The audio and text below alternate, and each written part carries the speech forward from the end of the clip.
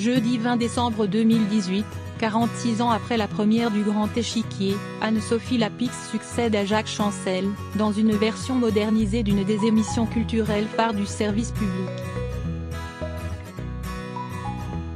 Mais à quoi ressemblait ce premier numéro le 12 janvier 1972 sur la première chaîne?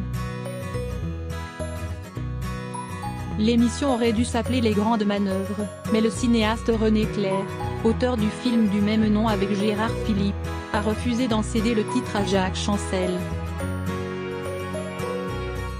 C'est qu'au début des années 70, plus encore qu'aujourd'hui, le grand écran regardait de très haut le petit.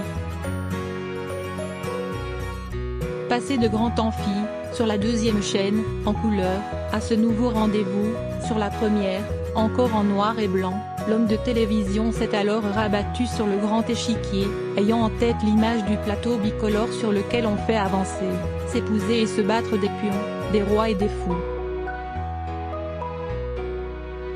Qui dira qui, de Georges Brassens, Cora Bocquer, Claude Nougaro ou des danseurs de Maurice Béjart, étaient les pions de cette première, retransmise le 12 janvier 1972 du studio 15 des Buttes Chaumont.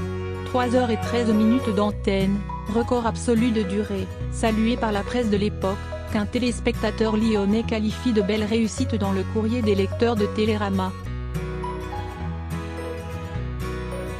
Ajoutant, l'Ortir nous a habitués à des variétés banales, souvent vulgaires, sans aucun intérêt. Il convient de lui rendre justice lorsqu'un effort louable et totalement réussi aboutit. La critique pas unanime. Les spectateurs professionnels se montrent plus mitigés.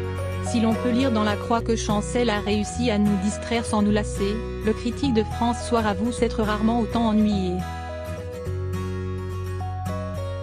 Quant à celui de Combat, il parle de fêtes manquées, et conclut son article avec un compliment teinté de perfidie.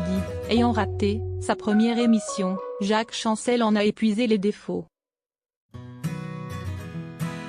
Il peut dans la seconde émission ne faire apparaître que les qualités.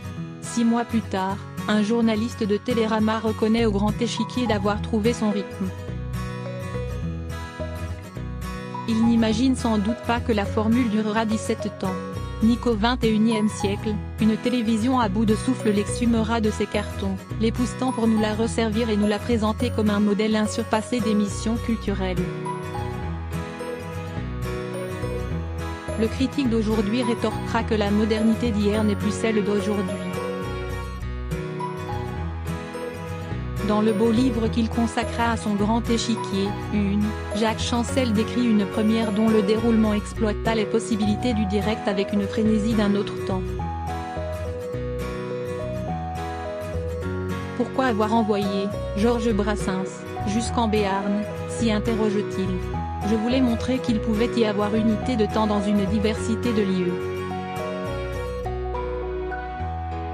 C'est ainsi qu'après avoir commencé à chanter en grattant sa guitare sur le plateau de l'émission, l'interprète à moustache se retrouva conduit à fond la caisse par le pilote Jean-Pierre Beltoise jusqu'au Bourget où l'attendait un jet privé.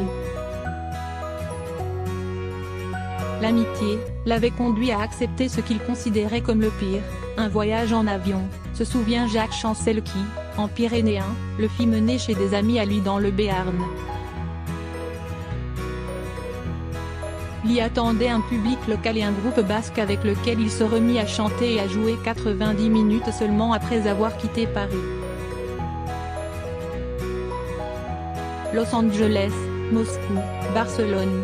Nous fûmes aussi, poursuit l'homme de télé, à Los Angeles avec Johnny Mathis, à New York avec Dave Brubeck, à Moscou avec le Bolchoï, à Barcelone avec Los Taranto.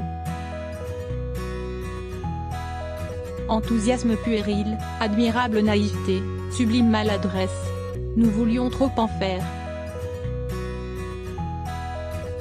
Aujourd'hui, alors qu'un simple Skype nous permet d'abolir les distances d'une pression sur son smartphone, il faudrait des trésors d'inventivité aux concepteurs de ce nouveau grand échiquier pour retrouver, d'une toute autre manière, ne serait-ce qu'une part de cet enchantement.